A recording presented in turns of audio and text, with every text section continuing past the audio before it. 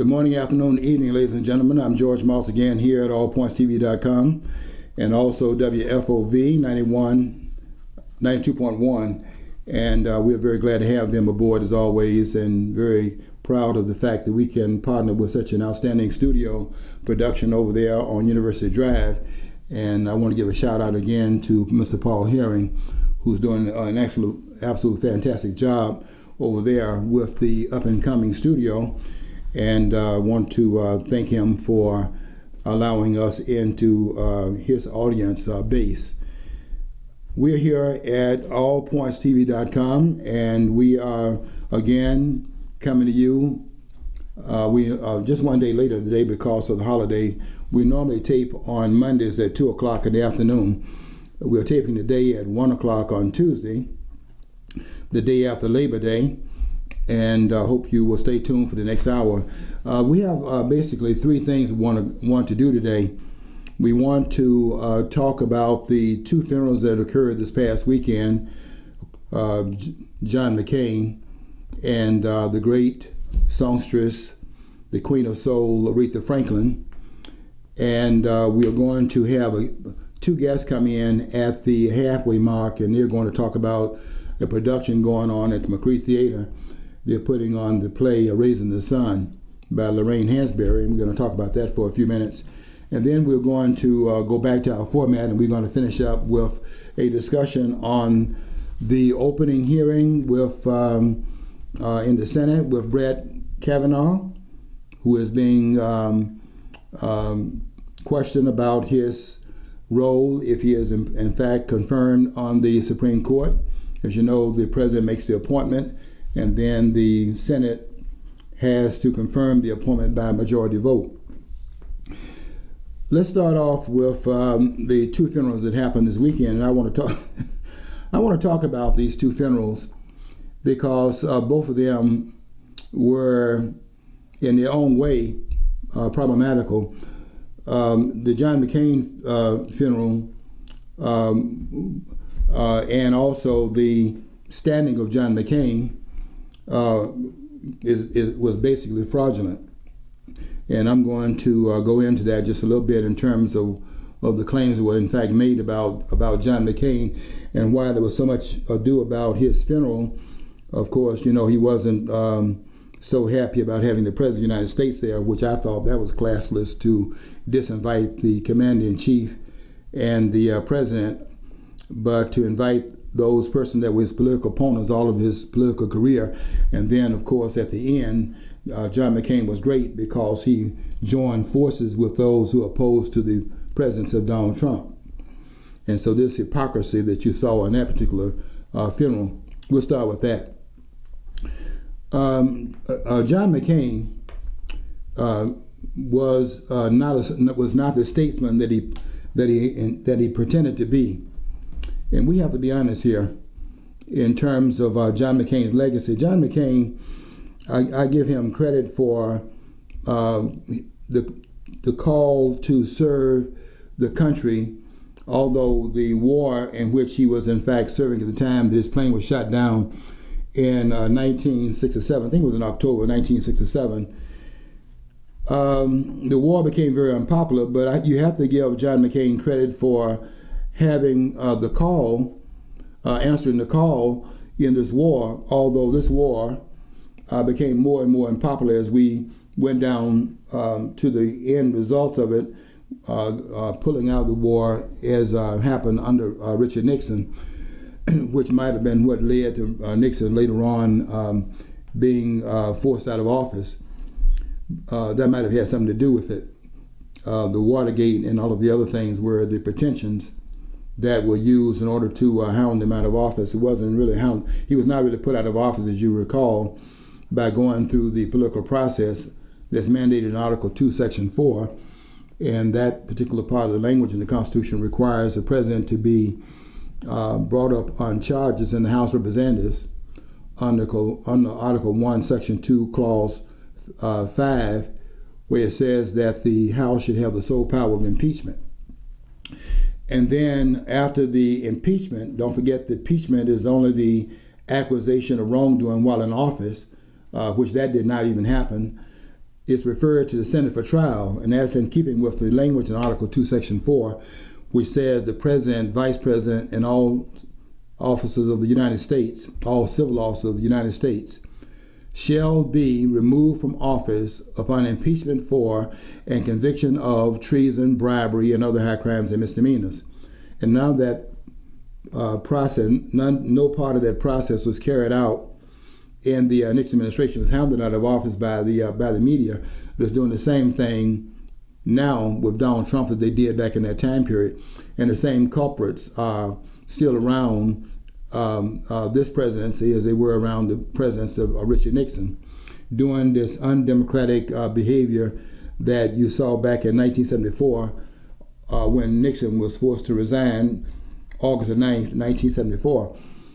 And so we're seeing the same thing going on right now, but these people are anti-democrats, and they have conjured up the same forces that they had then to do what they did then, doing it now with another administration they find unpalatable to their agenda, the globalist agenda.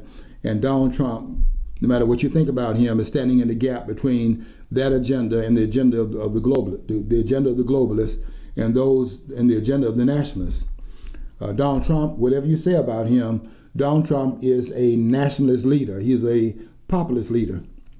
And coming from the outside as he did from nowhere, they just have not reconciled yet themselves with the outcome of an election in which the American people went to the polls, independent, on their own, and voted Donald Trump in, and did something that no one had practically had thought would happen. That was a vote against a woman that had been in the Beltway for 30 years. And this upstart came in and overturned the apple cart to their dismay. We'll get to Brett Kavanaugh, because Kavanaugh ties a little bit into this, and I'll try to tie that together at the end of the discussion today. But right now I just want to talk about John McCain, the funeral of John McCain. John McCain was the 31st person to lie in state. In other words, he was the 31st person that was placed on national display as a national statesman in this country. And that's because of the idea that John McCain stood resolute when he was being interrogated by his captors in Hanoi, and John McCain stood there and did not welter under intense torture and the brokenness you see in his body and so on and so forth. Supposedly came because John McCain was tortured in Vietnam. That's a story that's being told, and that story is being told by people that don't expect those of us that are commentators. They don't expect us to go behind them and challenge what they're saying, because we go and look at the evidence also. And I will tell you this, John McCain was a canary in Vietnam. And I'm not saying that makes him a traitor. Because when you're a bureaucrat and you have this idea that all you're going to give, all a soldier should give is his dog tag, that is his name, his rank, and his serial number, you try that when you're captured. You over there in someone else's country and you're going to stand resolute and only give your dog tag and then submit yourself to being tortured, because if you don't give the information up, if you're not cooperative, I can guarantee you the burden comes down on you. And the way you handle that fact and how people are going to behave under those kinds of under that kind of duress, what you do is you only give them the need to know information. You give them the information that they need to have in order to carry out their mission. You don't give them all the national security information so that they can actually sing under those circumstances. You have a responsibility to protect them in case they are captured. And John McCain's plane was shot down in 1967. In 1969, John McCain, and I've listened to the tape, so I'm not telling you I'm not telling you what somebody told me and no bird talked in my ear. I heard the tape. John McCain was doing what any person would have done, any normal person would have done. He gave up the information that they requested. It's all on tape. But somehow the tape right got misfiled. The CIA, give me a break. The CIA put the tape in the wrong file, so it's been misfiled all these years. I've heard the tape, so I'm not telling you what somebody told me. John McCain did what any person would do. His injuries did not come from him being tortured. John McCain's plane was shot down, and those injuries were because he had to parachute out of his plane. And in parachuting out of his plane, he was injured in terms of the fact that he was exiting out of the plane at a time when before he had intended to do so. Either that or he crashed with the plane. And those injuries were sustained at that point. He's in hospital at that point. See, I don't like McCain, but I can't fault him for giving up more information other than name, rank, and serial number, because all these people are overly machismo. I would have borrowed. Yeah, you would have not. Okay, let's face it. Let's face how many people actually engage in a political debate publicly that's in a position, they're arguing a position is very unpopular with the crowd they're arguing it in. Right. They're going to back down. John, okay, just from pure pressure. Peer pressure. Yeah. But look at the tension. They can torture you to death. I don't like John McCain. I wish he would just become a Democrat. Okay, I wish he was a Democrat. He's a rhino. But other than that, I'm not going to sit there and judge him because not at all. And that's what I'm saying here, John. See, I think we have to understand how the normal human being, and that's all of us, would react under those circumstances. And the way you would protect a soldier is that you don't give the soldier the information to be able to tell things that would in fact hamper the operation or interfere with national security. You don't give that information because he doesn't need to know it. He needs to know how to carry out his mission. And John McCain has to be commended for having done that. I'm not saying that what the country was fighting for in Vietnam was right or wrong. I'm saying that John McCain was called upon by his country to carry out this mission, and he did so. And he ought to be commended for that. That's not what the problem is. The problem is that John McCain, who went on radio and condemned his country for the mission in Vietnam, said that the mission was wrong, what the country was doing was wrong, that he had in fact done things that were inappropriate in terms of his having bombed in North Vietnam. He had disavowed of all of the actions and so on and so forth. I'm not saying that John McCain was acting in a treasonous way by doing that. What I'm claiming is that John McCain came out later on and claimed that he stood resolute and used that to serve 3 terms in the House, and he was elected 6 terms in the Senate. And all of a sudden, he is in fact being credited as a statesman when he died, lying in state. And the only reason his former critics were in fact doing that was because John McCain took the same position against Donald Trump as they did. And there's Biden with his hypocritical self. Joe Biden. People ought to go and look at Joe Biden's record. This man is talking about running in 2020. We hope he runs in 2020.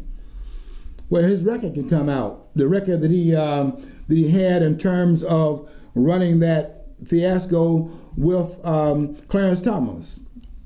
They tried to frame Clarence Thomas in the early part of the 1990s. Biden was over the Judiciary Committee at that time. And so, these people have a long track record, but they clean the record up, and then they want to run as some persons that really have the national good at heart, and they just simply the same thing as all the rest of them are. They're politicians. And Joe Biden was one of the worst of that lot. And so now they're hugging John McCain, turning him into a statesman, covered up his tape that's available. You can go and I think it's still available on YouTube unless they took it down. But I've listened to the tape, and I can tell you that John McCain was doing exactly what those who were criticizing him, they were over there with him in Vietnam, they said he was over there singing like a canary. What would you do? I don't fault him for that. What would anybody do under those circumstances? They're asking you for information, and these people are vicious, where they don't have the humanitarian wherewithal that you have in the United States. They're not going to be over here complaining about water torture, and where we had, at least during the waterboarding, call it waterboarding, not water torturing, but let's say it's torturing. They had a physician on the scene so that if the person went into any kind of physical problems, they had a physician there that could, in fact, intervene. They're not doing that in these other countries. They're doing it here because the standards are different in the United States than they are in other parts of the world. But Donald Trump did what any ordinary human being would do. I don't fault him for that. What I fault John McCain for is that John McCain came away from that ordeal in 1969 and created a fraudulent history about how he was standing resolute, and because he stood resolute, they went out and tortured him, and that's how he got all of his bones broken. He can't raise his arm up higher than his shoulder because he was injured by being tortured. John McCain said he was not tortured. That's on tape. I'm not making that up. You can go listen to the tape, John. And they got this this man who, and I think it was very dangerous for them, for him to have made that claim, because what they could do with John McCain's fraudulent claims is hold that over John McCain's hand the whole time he was in Congress, so that he could not do anything because of the fear of being exposed if, in fact, he would come out there and actually represent the representatives in Arizona. And don't forget, John McCain, during his last term, claimed that he was going to overturn what is called the Affordable Care Act, the ACA. He ran upon repealing it and got in there, and once he got in there, did just the opposite of what he had claimed he was going to do. So that's just the way these politicians are. And John McCain was no different and was cut out the same mold as all these others are, and there's nothing special about John McCain. And that's a fraud that was committed in that funeral. Okay, today, in the other funeral, it comes out today that Aretha Franklin's family is saying that they felt that the eulogy, the pastor from Atlanta over the Salem Baptist Church, they said that he was in fact, had gone beyond what he should have done in giving the eulogy of Aretha Franklin. They said that the funeral should have been about Aretha Franklin and not about all these politics. But if that would be the case, if they really were objecting to that, then the whole 9 to 10 hour ordeal should have been complained about, because that funeral was not about Aretha Franklin. That funeral was about these people getting on that stage and using the death of Aretha Franklin to go after, to show their partisan affiliation as politicians. These people up there trying to bring these black people who are now leaving the reservation on the Democratic Party, they would use that to rein these black people back in. And you should have seen on that dais, they had Farrakhan sitting over to the left. Next to him at a certain point was Sharpton. Next to Sharpton was Jesse Jackson. Next to Jesse Jackson was Bill Clinton. And you should go back and look at that tape. John, you need to go look at that tape where everybody was sitting except Al Sharpton. Did you see where Al Sharpton was sitting? Sharpton was sitting in a chair next to Farrakhan. Oh, that's at Aretha Franklin's? At the funeral. Yeah, at the funeral. John Sharpton was sitting so far over. Now, Farrakhan's over to Sharpton's right. So as you're watching the stage, is over to the audience's left. He was sitting so far over to the right, the audience's right, but to the left of Farrakhan, that he was almost sitting in Jesse Jackson's lap. In other words, he was trying to get so far away from Farrakhan. because somebody might have made the connection sitting next to Farrakhan, is that they got Sharpton sitting next to Farrakhan because Farrakhan and Sharpton are the black David Dukes. And they make the connection that these guys are not sounding any different from the side of the black community as David Duke would sound from the worst in the white community. And so they're Sharpton trying to move physically in the chair. In fact, you go back and look at where Sharpton's sitting. That's the only chair where you can see almost the entire chair. Almost the whole chair has been vacated by Sharpton. Sharpton's sitting at the very edge of the chair, over by leaning over. He got his body over toward Jesse, so as to distance himself from Farrakhan. It's very subtle, but you have to watch what's going on in the funeral. And the family will criticize Jasper Williams for the eulogy. But the whole funeral was a travesty. It was a desecration of Aretha Franklin. You didn't have to have no 10-hour ceremony. The family is there mourning, and they got a 10-hour ceremony where the family is sitting there in pain, and they got 18 different singers, some of them singing 2 songs. They had 27 speakers. You tell me, how is that about Aretha Franklin? And very few of them dwell upon the unbelievable career of Lady Soul. I mean, this woman was the queen of soul, and very few of them got up there and really did any justice to her legacy as a musicologist. This woman was a great musical artist. What was it? 75 million records, albums that she sold. Nobody can claim that. Nobody's done what Aretha Franklin did. And when they asked her about some of these singers, like for example, Loretta Swift, they asked her, what's the name of the Swift singer? They asked her, what did she think about some of the singers? They asked about Adele. When they did an interview with her in 2017, they asked her, what do you think about Adele?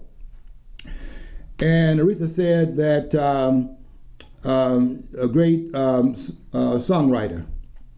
Asked her about Swift, what you think about Swift, and she said that Swift had a nice wardrobe. In other words, that's not it. And this is a very snide way of saying that when it came down to music, these were, lightweights. They weren't up to her level. I mean, that song about Pink Cadillac, which we knew that was going to be a hit, and the song Respect When I Get Home, that was Otis Redding's tune, and he did it. But can anybody remember Otis Redding's version of it? No, when the Queen of Soul took it over, we can't remember what Otis Redding did. That song just like when Marvin Gaye took over the song that Gladys Knight and the Pips did. I heard it through the grapevine. And when Marvin Gaye took it over, and they had his version out there, and then they had the original version put out there by Gladys Knight and the Pips, they want to know why the Pips is stealing Marvin Gaye's song. They had to remind people. They put the song out originally. But sometimes these versions of it can be so much above the pale that you forget, who did the song originally. And that's what Aretha did. That's what the Queen of Soul was able to do with a song. Otis Redding did his version of it. I want Respect When I Get Home. But when the Queen of Soul did their song, they couldn't remember Otis Redding, whose version of it was the original version, because the Queen took it on a different level. Did anybody see that at the funeral? No, they were too busy up there talking about Donald Trump. And it wasn't just the eulogy that got it wrong. Okay, we're going to take a break. And we'll continue on the other side of the break. Hope you'll come back in 4 minutes because we got some other things we're going to be doing in the program today. The Queen of Soul took that song Respect. And if Al Sharpton, who got up there and did the normal thing, made a fool of himself, yes, most of them did, by the way, as they, in fact, this funeral was a desecration of Aretha Franklin.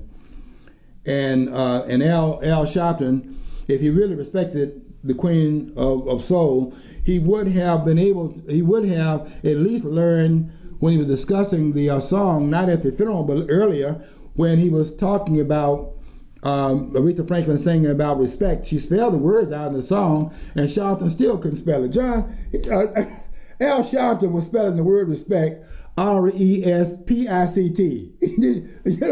You're talking about, ignorance. That's how he spells it. It's not how Webster spells it, but yeah. The man needs a pencil, doesn't he?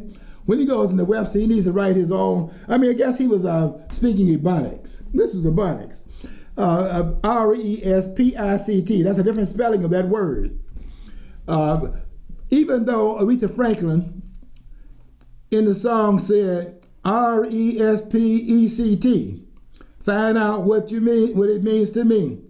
And then she spelled it again to reinforce it. And Al Sharpton came out and spelled the word with an I.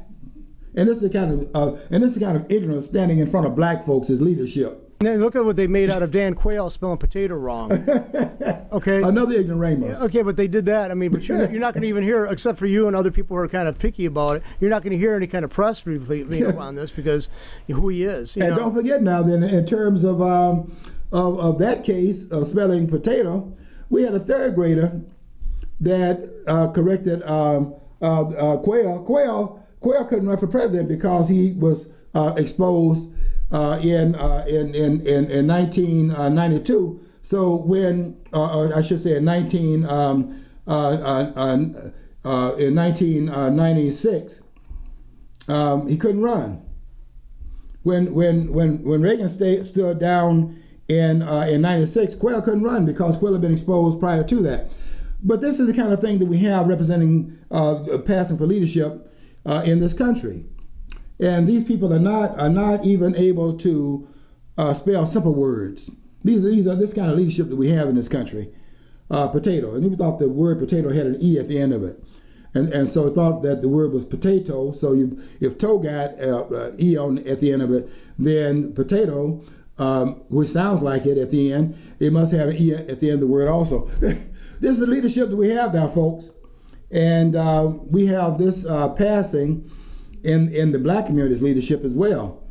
I'm talking about not only my own view, I'm also talking about the book put out by Robert C. Smith called We Have No Leaders, and we don't have any leaders. There are no leaders out here. This idea that there are black leaders is nonsense. There are no black leaders, and Robert C. Smith documents it.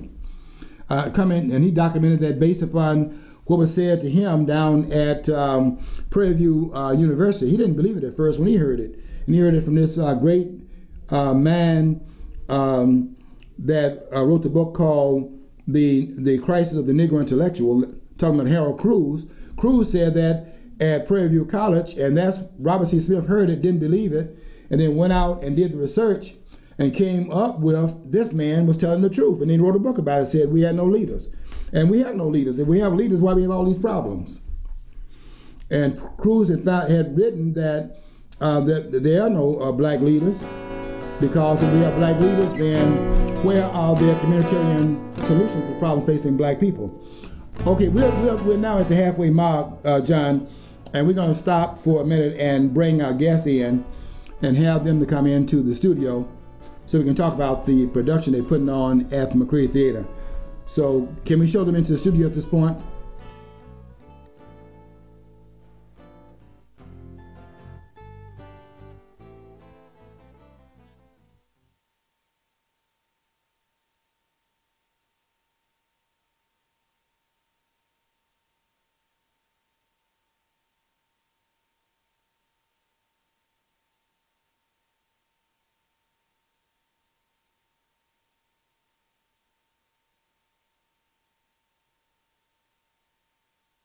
On pause, John.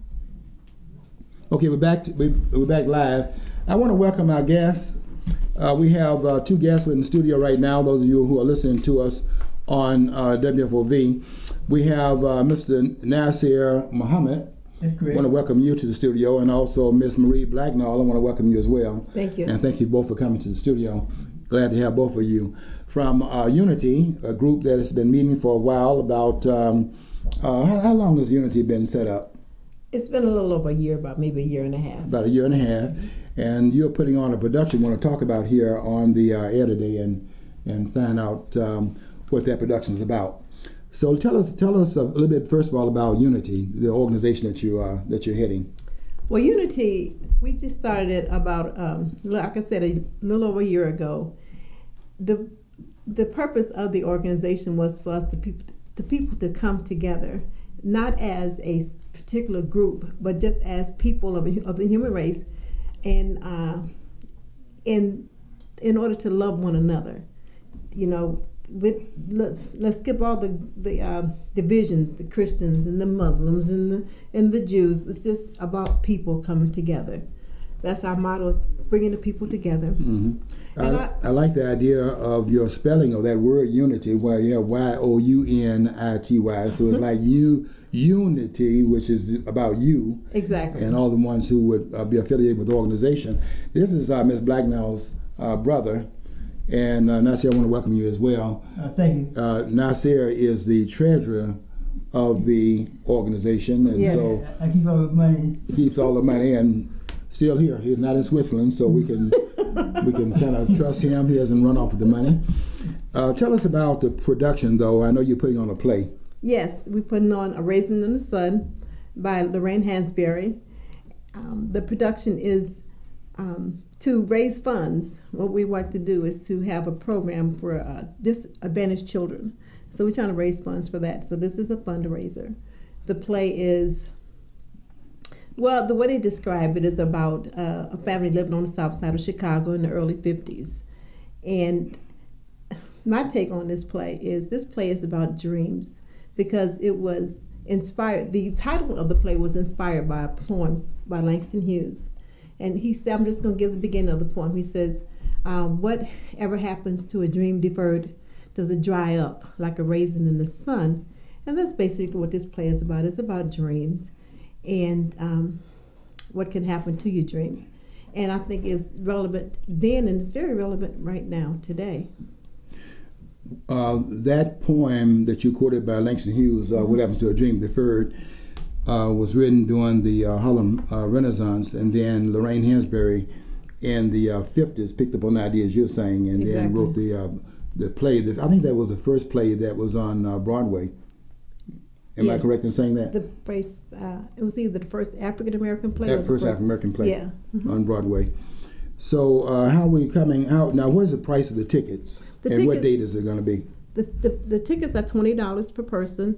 It's going to be September the 15th, and starting at 7:30 at the new McCree Theatre on Carpenter Road. Okay, and Mr. Nasir Muhammad, how is the fundraising coming as far as, I know you're going to need a lot of money for the production, so how's the fundraising aspect of the play going? Slowly? But we still got enough money right now to put on the play. You know, hopefully we'll sell all the tickets that we have, and that way we have a little something left over. The tickets, like I said, is $20 a piece, and we got almost 400 tickets. Okay. And hopefully we can sell all of them and fill the McCree Theatre up. How many tickets are you trying to sell altogether? 400. 400 is the amount.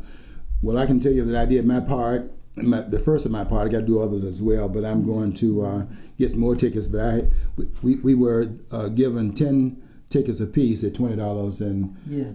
My tickets went pretty fast. I was going through the community, telling them what a great job that you're doing, Ms. Blacknall, and putting the play on. Oh, thank you. And so they ate my tickets up, and I was able to report my $200 back to the committee. But I am going to do more in terms of putting the idea out there of the play, because I think I love Lorraine Hansberry's play, And I would say this too about Lorraine Hansberry's play. At first, people were criticizing Lorraine Hansberry in the 60s because they said she is trying to sell out the idea we ought to move out the black community. And Barack, let's see, what's his name? Imamu Barack. What's it? Not Obama, but the other, Leroy Jones. Yeah, Leroy Jones. And he was criticizing, saying she's trying to say that we should not live in the black community. But later on, he changed his mind and said, well, what she really was talking about back in that time period was that we should, in fact, claim the whole country. No one should tell us where we can and cannot live. Exactly. And so they over time, they finally got into what Lorraine Hansberry was trying to say. The whole country is our fiefdom. We have built the country, and we have the right to be in it just like anyone else. Exactly. Mm-hmm. Yeah, that was one of the points in the play. I think that I don't know if anybody gonna notice it or not, but one woman say, nobody gonna tell me where I can live. Yes, Imamu. Yeah, I was trying to think of Imamu Barack. Mm-hmm. That's the name. I thought it was Baraka. Baraka. That's right, Yes, Baraka. That's yeah. right. Yeah, we shouldn't forget him. But he was he made a clarification of it and said that Lorraine Hansberry had the right idea, that we should not consign ourselves so just in any one place. We should, in fact, claim the national landscape. Mm-hmm. And I think that play is going to make that point, because it ends on them moving into the community. Tell me about the actors that you have in the play. Who's playing the lead role of Walter Younger? The lead role of Walter Younger is being played by a young man named Darius. I forget his last name, but he is done a lot of work at McCree Theatre, and so he's got a lot of experience, and he's really put forth a lot of effort. Is that right? Mm-hmm. And so is he going to be on the level of? You said you didn't. Did you ever watch Sidney Poitier's version? Or no, I never watched it. Not with scrutinizing eyes. I may have watched it a very long time ago when I was a child, but I did watch some snippets of it just recently. And well, it's be hard to get on the level with Sidney Poitier, or even if you watch it with Danny Glover, it'd be hard to get on that level too. Yeah. In the scripts, it says that Danny Glover Walter Younger is a very intense person, and trust me, Danny Glover takes that to another level. Yes. Have you seen either one of those plays, the one by Glover or Poitier? Have you? Poitier. I seen one by Poitier, and they say Poitier is an excellent actor. He's good. Like Darius, like she said, the Darius be real put out to try to get on his level.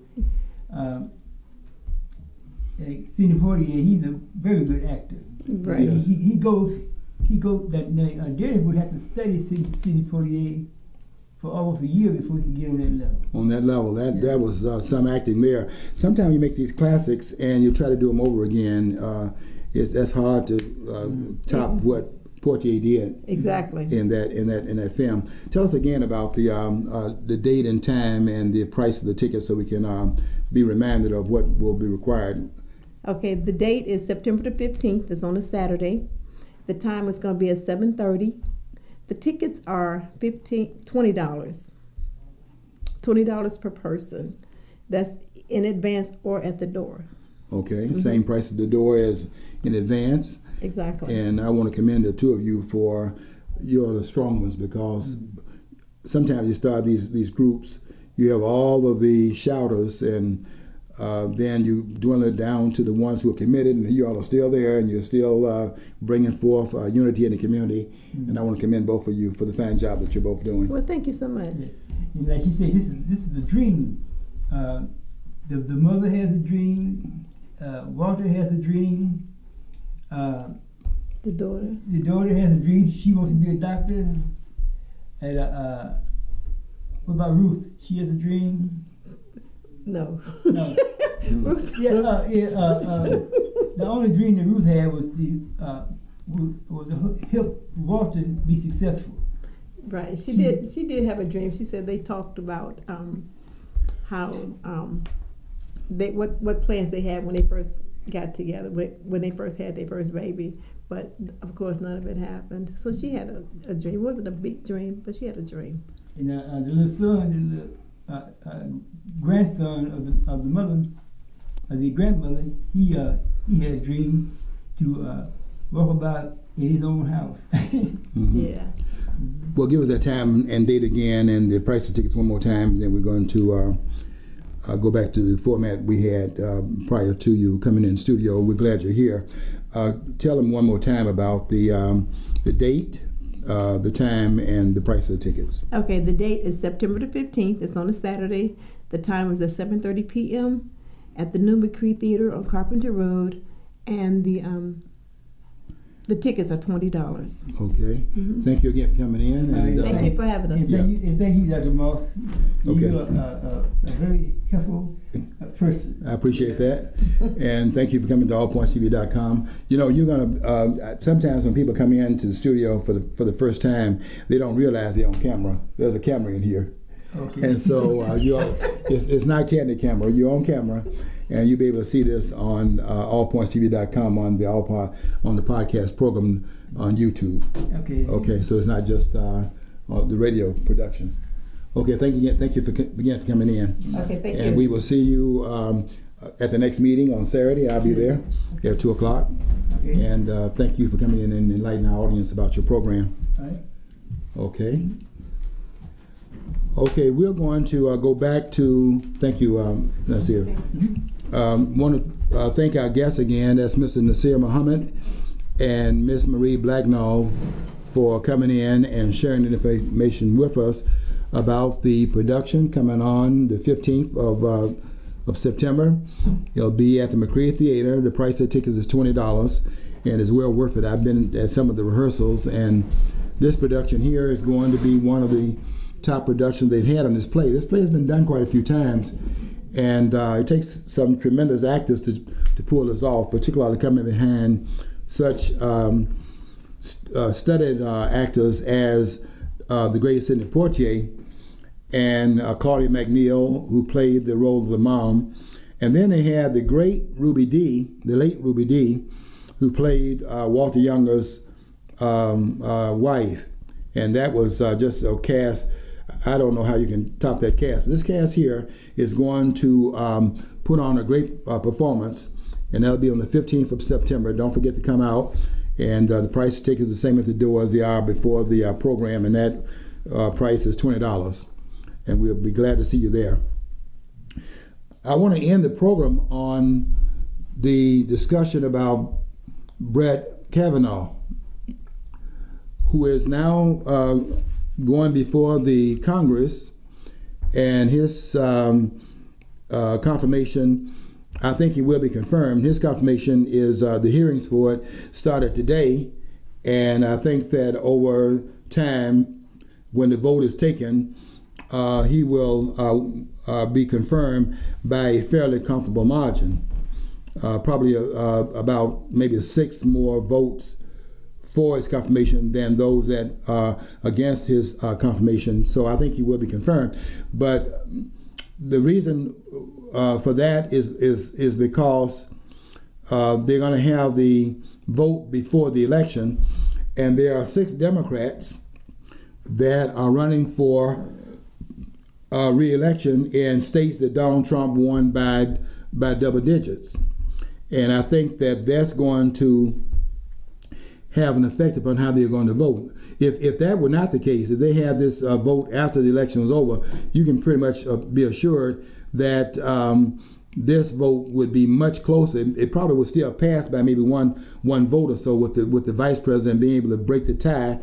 If it's even, then what happens in that case, the vice president, who is the president of the Senate, would then break the tie if the vote is even on both sides. But I think that he will be confirmed by a majority of the senators, because of the fact the vote's going to be taken before the election in November.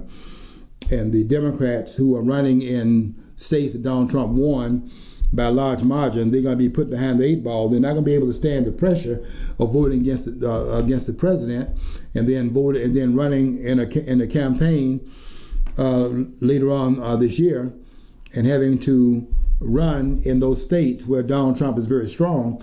And so that's why they want to have this vote before the election. And of course, the Democrats want to stall and have it after the election so they can, in fact, have all their members voting as a block against this nomination, because they know what's going to happen if he's confirmed, and that is they're going to have a much stronger 5-4 verdict on the conservative side, and they would much rather have a swing vote on the court as they had with Anthony and Kennedy.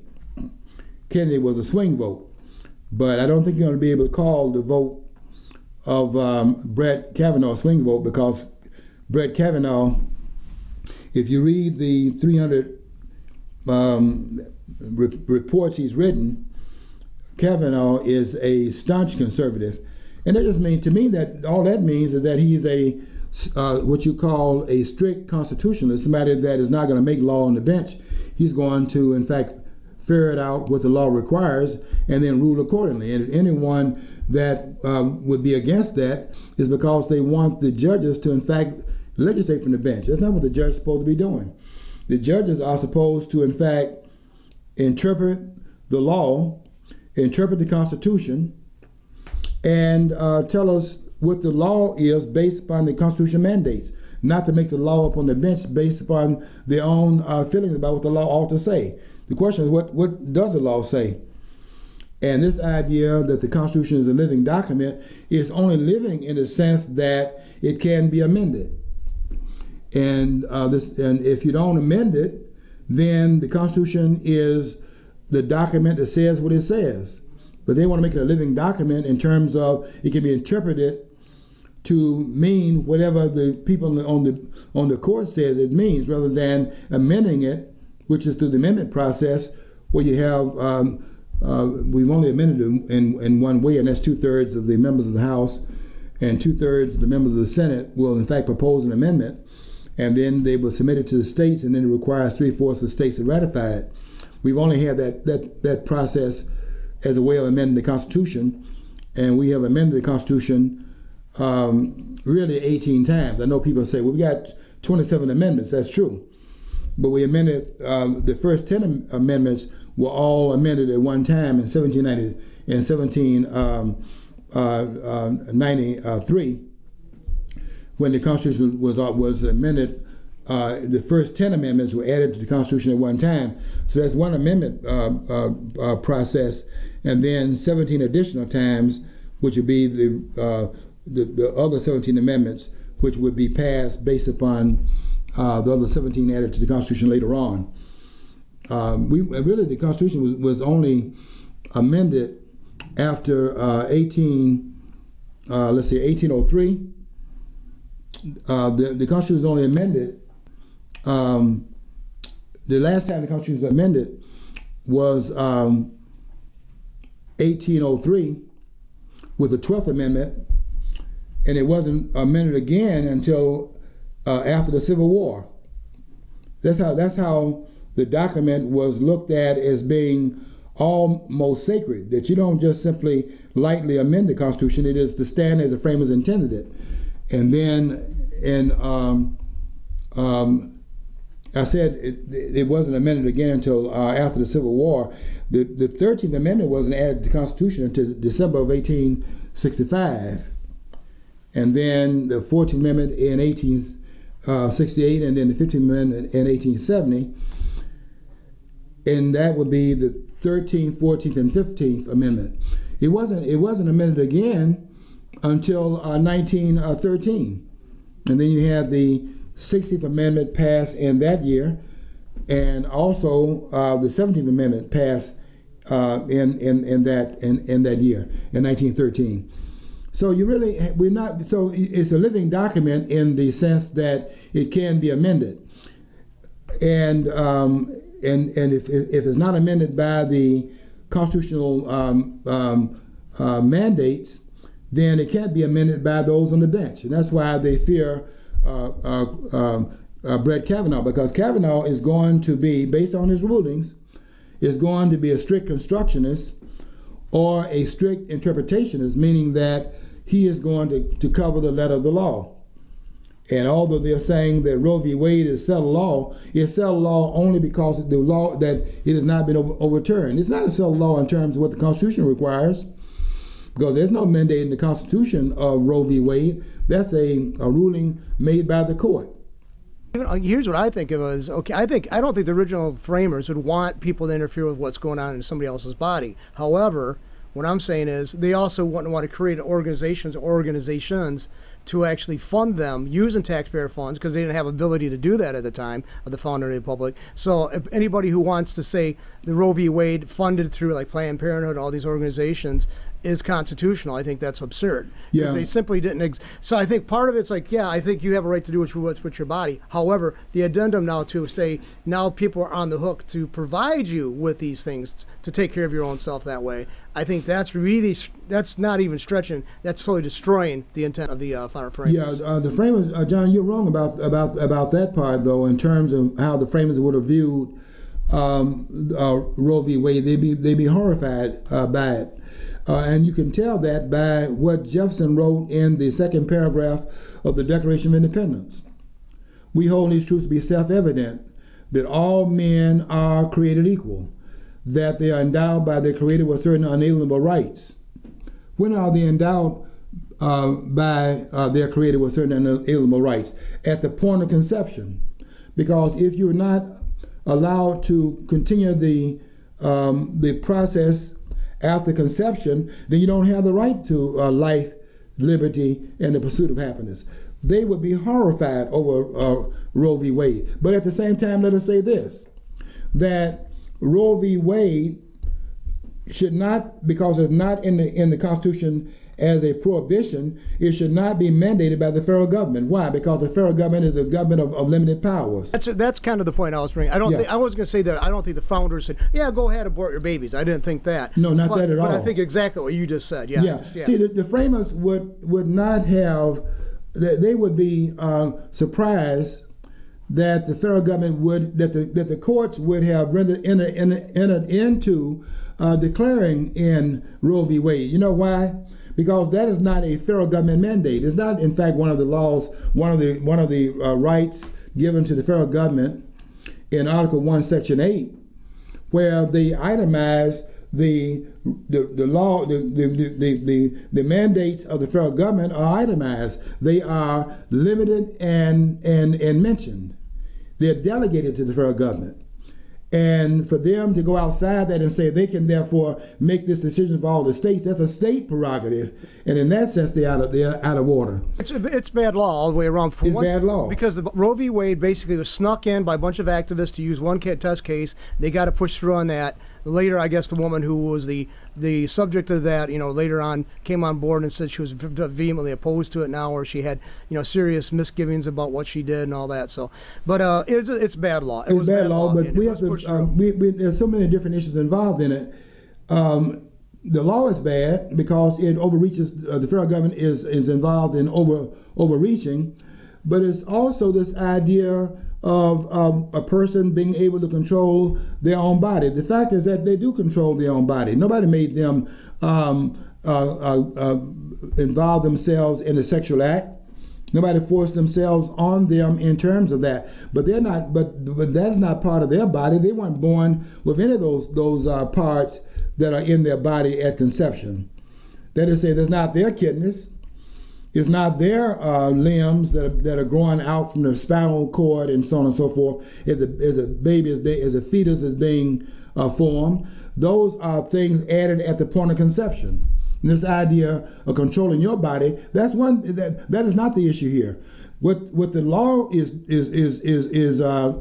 doing, inappropriately as it is in terms of federal government doing it, is that they're saying that there's another body, another life in there.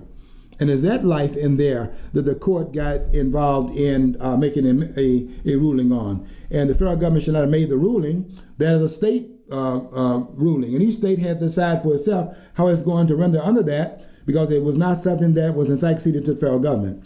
Okay, Brett wait a Kavanaugh. minute. I just looked at the clock. You got a little bit more time. So okay, let me say this before we get off the air then.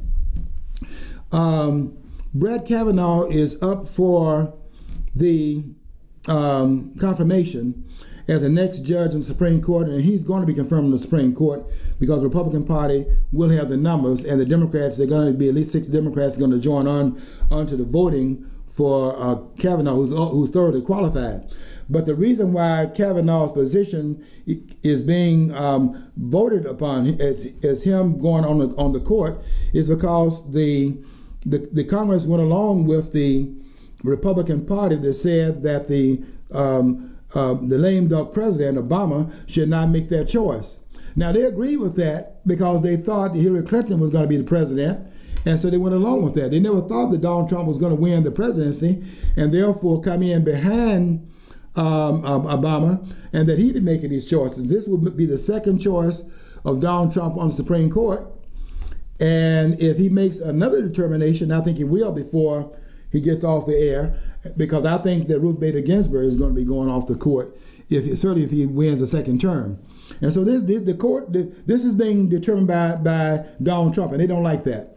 Keep watching, because a lot of things are going on today with the confirmation, and we will stay tuned with what is going on as well and inform you next week about what we see going on. Until next week, I want you to follow your dream, because if you don't follow your dream, you'll never know what's on the other side of the rainbow.